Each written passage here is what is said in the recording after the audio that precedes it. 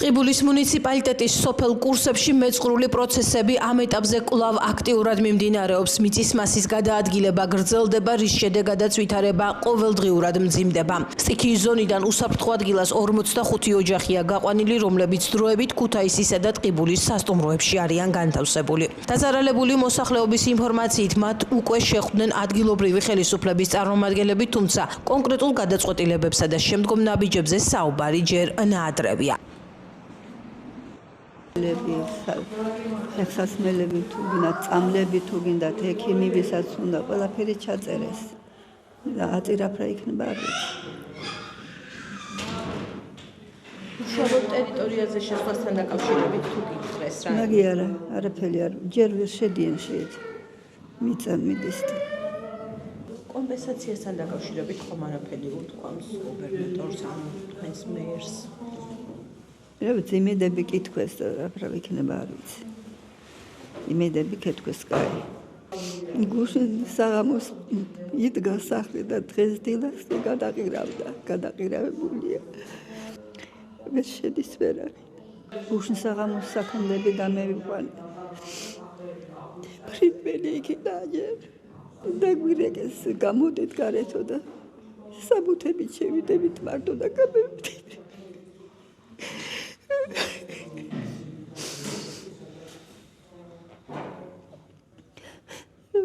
საშინაო ტანსაცმელით გამევედი. მე და ბავშვებიც სუპელა. სინათლე არ იყო, სინათლე იყო ჩამქრალი და ვერაფერს ვერ ვაგნებდით და ეს სასხა მქონდა გადაკიდებული, გადებიცვი და გამევედი ისეკნა სუპელა. 5:30-ზე დაგვირეკა მეზობელმა და გვითხრა, რომ ანუ ხარცოფი მოდისო და სასწრაფოდ გაეცალეთო ტერიტორიას.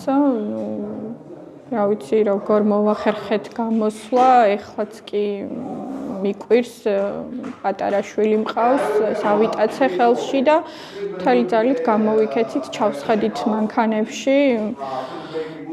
და წამოვედით, ისიც არ ვიცოდით, რომელი ტერიტორია იყო უსაფრთხო და გავედით უფრო მოშორებით სკოლისკენ.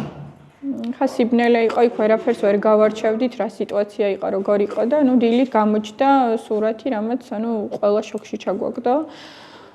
კი ვრცელდება ინფორმაცია, რომ დაახლოებით 58 ჰექტარზე არის საუბარი, უზარმაზარი მიწის მასა არის მოწყვეტილი. საბედნიეროდ დაზარალებული, დაშავებულიც კი არავინ არ არის. ყველაზე გულსატკენი მომენტია, რომ ადგილი, სადაც მთელ ბავშვობას გაატარებ, მთელ ცხოვრებას, რომ ესე თვალწინ გინადგურდება ყველაფერი და ეხლა სახლებზე იმდენად აღარ ვჯავრობთ, აქ უკვე სხვა სიტუაცია შეიქმნა, რომ ჩვენი წინაპრების საძვალეები არის ძალიან დაზიანებული. მამა 40 დღის წინ გარდამეცვალა, ეხლა ხა მქონდა 40 და მამა სასწავლოდ ძალიან კრიტიკულ მდგომარეობაში არის და ჯერჯერობით ხა იქ ისეთი სიტუაციაა, რომ ამოსვენებაზე ამ მიცვალებულების ზედმეტი არის საუბარი. ელოდებიან გეოლოგების დასკვნას, პროცესების განვითარებას, რა იქნება, როგორ იქნება და ამის შემდეგ დიდი იმედი გვაქვს, რომ ეხლა სახლები დავკარგეთ და იმედია, რომ ისე არ მოხდება, რომ ჩვენს წინაპრებსაც ესე დავკარგავთ, რა ვიცი. ეგ სადარდებელი დაგვრჩა რა ვიცი ყველას. იყვნენ მოსულები, ადგილობრივი ხელისუფლებიდანაც იყვნენ მოსულები, სამინისტროსდანაც იყვნენ, ინფრასტრუქტურული და მდგრადი განვითარების მინისტრის მოადგილე იყო. გუბერნატორიც იყო მოსული, ჯერჯერობით პროგნოზებს, კომპენსაციაზე, გასახლებაზე ჯერჯერობით ვერაფერს ვერ გვეუბნებიან, იქიდან გამომდინარე, ისინი ელოდებიან გეოლოგების დასკვნას, რა და როგორ იქნება. და ამის შემდეგ იქნება საუბარი, იმიტომ რომ იქ ცხოვრება, შეიძლება სახლი გადარჩეს, ახლა ჩემი სახლი კრიტიკულ მდგომარეობაშია, ბზარები აქვს გაჩენილი, წინ ტერიტორიაზეც მიწა არის დამსკდარი, შესაძლოა გადარჩეს, მაგრამ საცხოვრებლად ის ტერიტორიები, სხვა სახლები შეიძლება გადარჩეს ისე, რომ ბზარი არ ქონდეს, მაგრამ იმხელა მთის მასივია წამოსული, იქ ცხოვრებას არავინ აღარ გარისკავს. მეწყრული პროცესების გააქტიურების შემდეგ სოფლებში შეიქმნა საგანგებო შტაბი, რომელიც მუშაობას 24 საათიან რეჟიმში აგრძელებს. ადგილზე მიმდინარეობს ვითარების შეფასება. სტიქიის ზონაში მუშაობენ გეოლოგები, რომლებიც დაახლოებით 58 ჰექტარ ტერიტორიაზე მეწყრული პროცესების მონიტორინგსა და დაკვირვებას ახორციელებენ. წინასწარი შეფასებით ადგილი აქვს დონეწყულის სხეულის რეაქტივიზაციას, მიმდინარეობს საფეხმავლო გეოლოგიური დაკვირვებები და დრონით მონიტორინგი, რათა განისაზღვროს მეწყრის გადაადგილების დინამიკა და რისკის ზონები. ამ ეტაპზე მეწყრული პროცესი აქტიურ ფაზაშია და ვაგრძელებთ გეომონიტორინგულ დაკვირვებას. როგორც თქვენ აღნიშნეთ, კითხვა დამისვით, დაახლოებით 58-60 ჰექტარზეა საუბარი და ამ ეტაპზე ადგილზე ვრჩებით, რათა სხვა მოსახლეობას თუ პირამის საფრთხე შეექმნება, შესაბამისი ღონისძიებები განვატარებთ. ადგილობრივებს უჭირთ საუბარი იმაზე, თუ რა შეიძლებოდა გამხდარიყო ასეთი მასშტაბური მეწყერის განვითარების მიზეზი. მათი თქმით, გარკვეული ნიშნები მანამდეც არსებობდა, თუმცა არა ისეთი მასშტაბის, რომ საფრთხის სერიოზული მიზეზი ყოფილიყო. უბრალოდ გულსათქენია, რომ 45 წელი რო ცხოვრობ ადამიანი იქ ფუსფუსებს საქმიანობ, თითოეული მცენარე გიყვარს, თითოეული ნარგავი გიყვარს, უფრთხილდები და ერთ წამში იფერფლება შენი ბედნიერება, შენი სახლი ნადგურდება, შენი ოჯახი ნადგურდება, თან ნადგურდება ისე რომ ფიზიკურად რა ვიცი მე ვერ მოვესწრები, ჩემი შვილიც თუ ავა და იტყვის რომ აქ ჩვენი ნამოსახლარი იყო ეს კარგია და ამასთან გარდა კიდე რა მტკივა გულიცი კურსების სასაფლაო გაანადგურა, დაირღვა. კაი ჩვენ ეკომიგრანტები ვართ და ჩვენ მთავრობად ადაგვასახლებს და ჩაგვასახლებს სადმე, მაგრამ ამ სასაფლაოზე შედიოდა ისეთი გვარები, მაგალითად აბესაძეები, გაღმანიშნიანიძეები, ისინი არ არიან ეკომიგრანტები, მაგრამ ეს სასაფლაო ისეთ მდგომარეობაში, ძალიან ცუდ მდგომარეობაში. რომ ალბათ დაიკეტება სავარაუდოდ, ალბათ არ უნდა ეს დაიკეტება, აღარ ინფუნქციონირებს და როგორი გულსათქენია ეს არ ვიცი ვისთვის როგორ, მაგრამ რა ვიცი, ძალიან ჩემთვის 45 წელი სადაც ფეხი ავიდგი, თითო ბილიკი ვიცი, თითო მდინარის ქვა ვიცოდი თითქმის, დღეს მიაკ ყველაფერი გვარცობს და მეწყებს და მდინარე გადაკეტა ახლა კიდე ძალიან ცუდი სიტუაცია არის, არ ვიცი ნახეთ თორემ. დღეს მინისტრის მოადგილემ განაცხადა, რომ გეოლოგები ამბობენ ასეთ რამეს, რომ 3-4 დღე კიდე უნდა მოხდეს ეს ქანების, ფილაქსების მოძრაობა და 4 დღის მერე შეწყვეტს მოძრაობასო და რა ვიცი, ნელ-ნელა ჩემი სახლი განადგურებულია, ჩემი ბიძაშვილების სახლი განადგურებულია ფიზიკურად.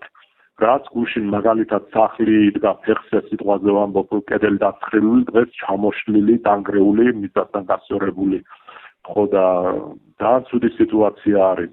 რა ვიცი, მერტმან უკმას რომ დიდი მასა წამოვიდეს ერთიანად და მდინარის გადაკეტვა მოხდეს, თორემ მერე დიდი კატასტროფა იქნება ქვედა სოფლების აღარო კელათი, რა ვიცი, მოწამეთა. ისეთი სიტუაცია არის, რაც ჩემ ბეროძე ვარ და ბეროძეების უბანში, რაც ბეროძეების უბანში ხდება ისეთი სიტუაცია, დაახლოებით ალბათ 60-70 წლის მერე თუ ეს ნაპრალები და ეს რღვევები თუ გასწორდება და შემდეგ ვიღაც მივა და რაღაცას გააკეთებს და ის რაც მე ჩემი თვალით ვნახე ფიზიკურად მაშველებს ვახდი ის მე არ ვიცი ისეთი რამე არ მინახია 10 მეტრიანი გორები სულ მთელ სიგრძეზე რა ვიცი გზაზე და არ ვიცი რა უნდა ის რო გამოიტანო ხელახლა ჩამოვა მოდის და მოდის არ ჩერდება წარმოიდგინეთ დილას გუშინ სახსალამათი იყო გზა მე ძალიან სულ მდგომარეობაში მერე კიდე ძალიან სულ მდგომარეობაში და ახლა მდინარე გადაკეტა კიდე ძალიან დაბრუნების შანსი არა ვერასდროს ვერ დაბრუნდებით და ამიტომ მეწვის სული და მეწვის გული. როზობელმა ჭაგაჭრა წელს ზაფხულში და საკმაოდ კარგი წყალი ამოვიდა და დაახლოებით ერთ კვირაში წყალმა შეიცვალა გემო.